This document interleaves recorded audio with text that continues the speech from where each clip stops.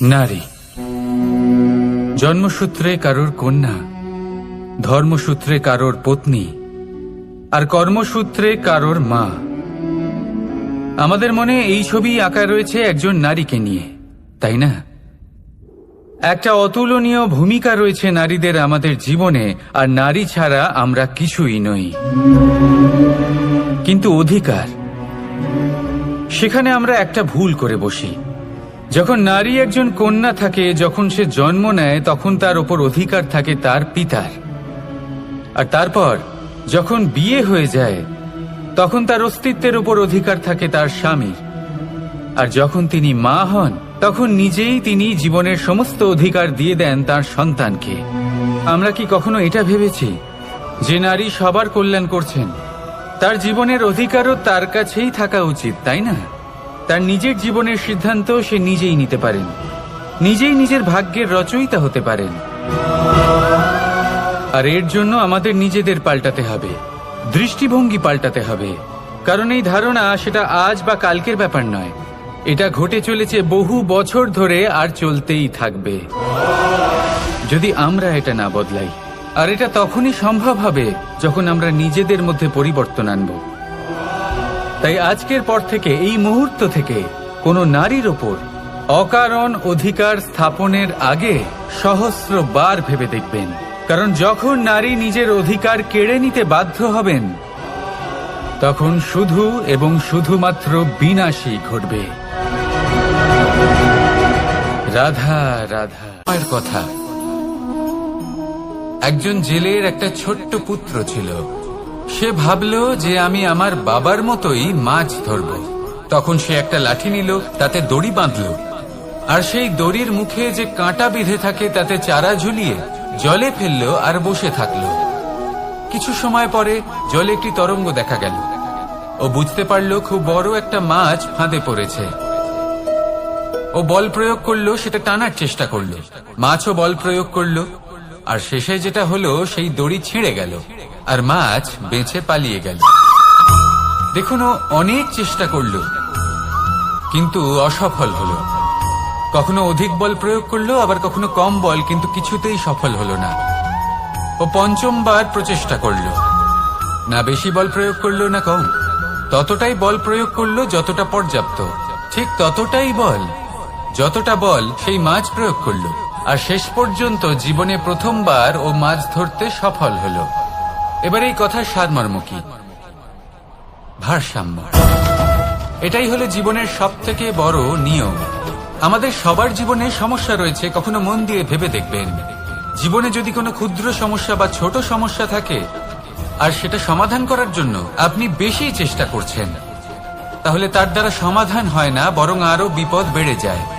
যখন কোনো বড় সমস্যা থাকে আর আপনি কম চেষ্টা করতে থাকেন, তখন সমাধান হয় না, তা চলতেই থাকে।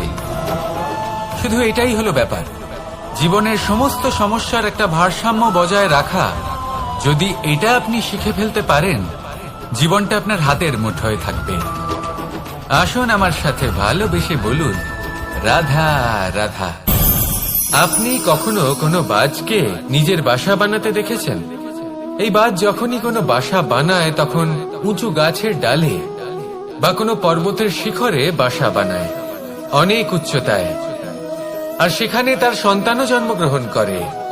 যখন এই সন্তানেরা জন্মায়, তখন এই বাজ খুবই ভালোবেসে এবং খুব সাবধানে এদের পালন পোষণ করে। নিজের ঠোঁট দিয়ে তাদের ঠোঁটে খাবার পরিবেশন করে। কিন্তু যেই সেই সন্তানেরা হৃষ্টপুষ্ট হয়ে যায় এবং সেই কথা বাজ নিজে বুঝতে পেরে যায়, সেই বাজ নিজেই সেই বাসা ছিন্ন ভিন্ন করে দেয়। সেই সন্তান যাদের সবেমাত্র ডানা গজিয়েছে, কিভাবে উড়তে হয় তারা জানে না, সেই সন্তানগুলিকে উচ্চতা থেকে ঠেলে দেয়। সেই সন্তান প্রথমে ভয়ভীত হয়ে যায়। তারা সামনে মৃত্যুকে দেখতে পেয়ে ভয়ের কারণে তাদের ডানা ঝাপটাতে থাকে। আর সেই প্রক্রিয়াতেই সেই সন্তানগুলি উড়তে শুরু করে দেয়। এবার এই ঘটনায় আমরা কি শিক্ষা পেতে পারি? এটাই, যদি আপনি মাতা পিতা হন, তাহলে নিজের সন্তানকে অবশ্যই স্নেহ করুন, কিন্তু তাদেরকে নিজের আঁচলের তলায় বেঁধে রাখবেন না। যদি আপনি চান আপনার সন্তান জীবনে উন্নতি করুক, তাহলে নিজের মুঠো থেকে তাদের স্বতন্ত্র করে দিন। এই সংসারে সংঘর্ষ করতে দিন। সেই সন্তান নিজেই বুঝতে পারবে যে জন্মের সময় পাওয়া ডানা কি করে ব্যবহার করতে হয়। আর আপনার চোখের সামনে আপনার সন্তান এই আকাশে উড়তে থাকবে। তাহলে আসুন আমার সাথে ভালোবেসে বলুন, রাধা রাধা। কখনো কোনো চাতককে দেখেছেন?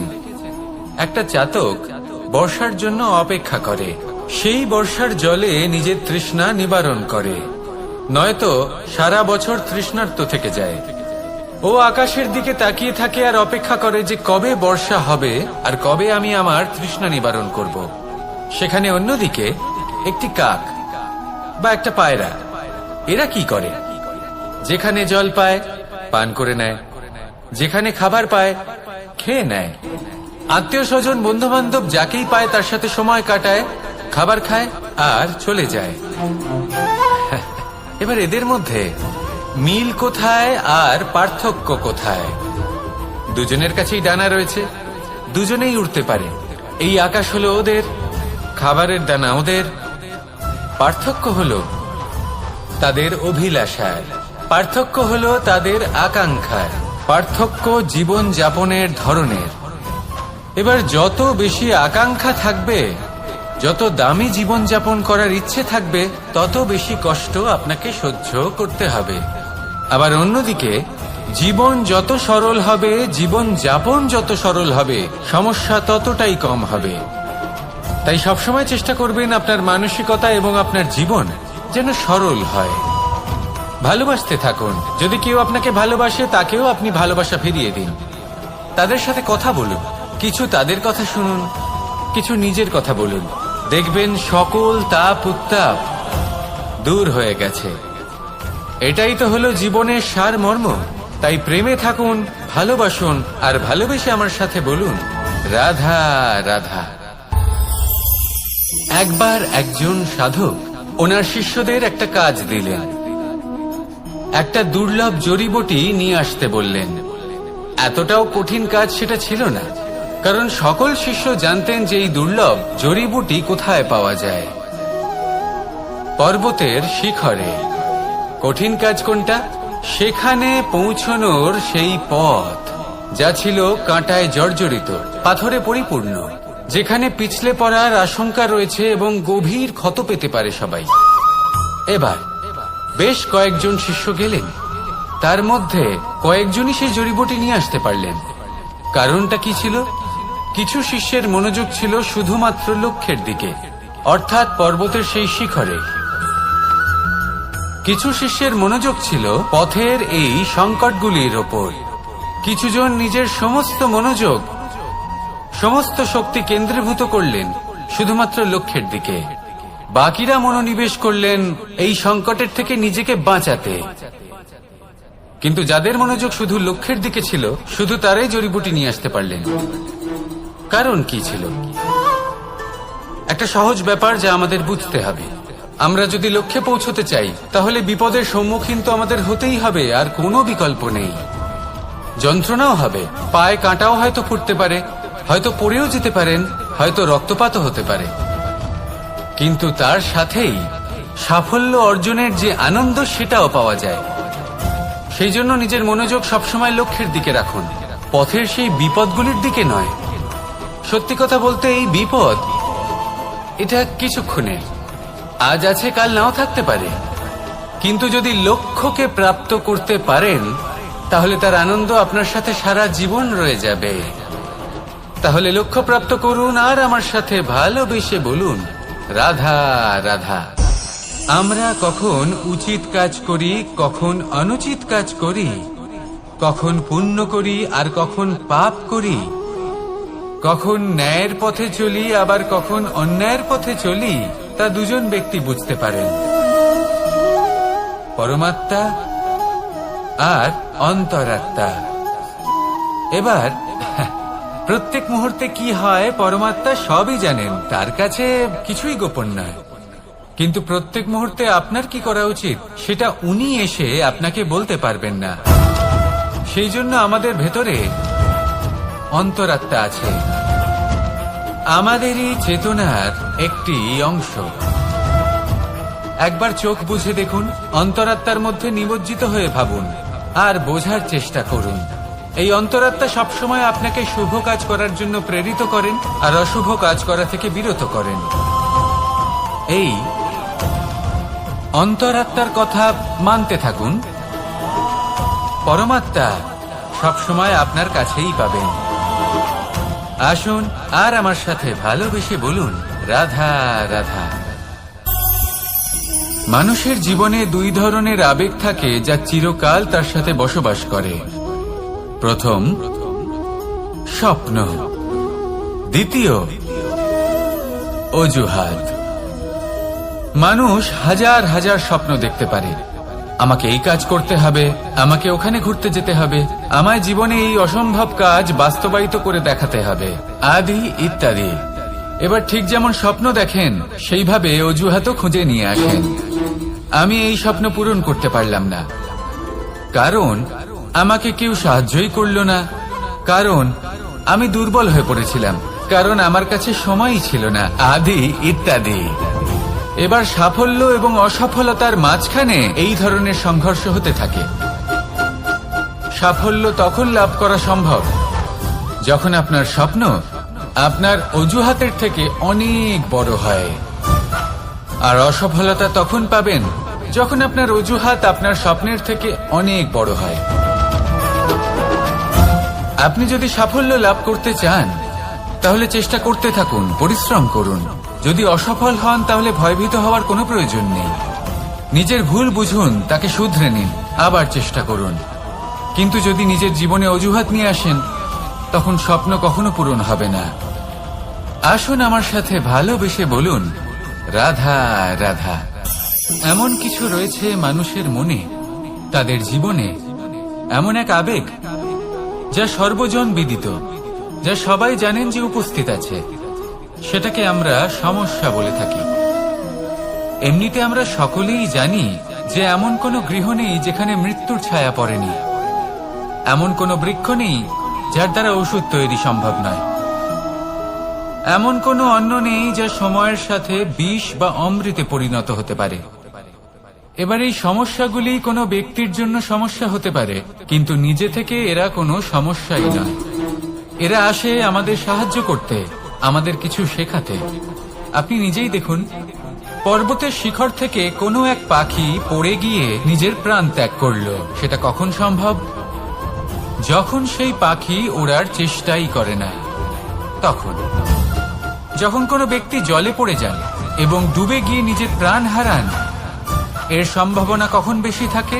যখন সেই ব্যক্তি সাঁতার কাটার চেষ্টাই করেন না। তখন এই সমস্যা প্রত্যেকের জীবনে থাকবেই, কিন্তু এটা মনে রাখা প্রয়োজনীয় যে কোনো সমস্যা পরিস্থিতির কারণে সমস্যা হয়ে ওঠে না। এই পরিস্থিতি যখন আমাদের সামনে আসে আমাদের তা কঠিন মনে হয়, আমরা নতমস্তক হয়ে পড়ি, ভয়ভীত হয়ে পড়ি, তার সম্মুখীন হতে পারি না। তখন তা সমস্যার রূপ নেয়। দৃঢ় হয়ে দাঁড়িয়ে থাকুন সাহসের সাথে, এই পরিস্থিতিগুলির সম্মুখীন হন, দেখবেন সমস্যা কখন সাফল্যে পরিণত হবে আপনি জানতেই পারবেন না। আসুন আমার সাথে ভালোবেসে বলুন, রাধা রাধা। সময় যা সবকিছুকে সমান করে দিতে পারে, যা সব থেকে বেশি শক্তিশালী, সব থেকে বড় সম্পত্তি, সব থেকে বড় শিক্ষক এবং সব থেকে বড় সুযোগ। এই সময় যখন ভালো যায় তখন তা আপনাকে আমিত্বে মত্ত করে তোলে, অহংকারে নিমজ্জিত করে দেয়। আর যখন খারাপ হয় তখন দুঃখের সাগরে নিজের প্রতি ঘৃণাবোধে নিমজ্জিত করে। তাই এই সময় যা এত শক্তিশালী এক সম্পত্তি, এত মহান একটি ধন, তাকে এমনি এমনি নষ্ট হতে দেবেন না। এই সময়ের সাথে কি করবেন, কিভাবে করবেন তা ভাবতে গিয়ে এবং করতে গিয়ে সময় নষ্ট করবেন না। যদি আপনি এই সময় নষ্ট করেন তাহলে সময়ও নিশ্চিত করবে যে আপনার সাথে কি করা উচিত। তাই সময়ের সদ্ব্যবহার করুন আর আমার সাথে ভালোবেসে বলুন, রাধা রাধা। আমরা সকলে শক্তি অনুভব করতে চাই। এবার যদি আপনাকে জিজ্ঞেস করা হয় যে সবথেকে বেশি শক্তির অনুভব কোথা থেকে করা সম্ভব, তখন কেউ কেউ বলবেন পুষ্টিকর আহার গ্রহণ করলে, ব্যায়াম করলে, কেউ বলবেন ধন লাভ করলে, বন্ধুদের থেকে, পরিবারের থেকে, আদি ইত্যাদি। এইভাবে আপনি শক্তির অনুভব অবশ্যই করতে পারেন, কিন্তু সবথেকে বেশি শক্তি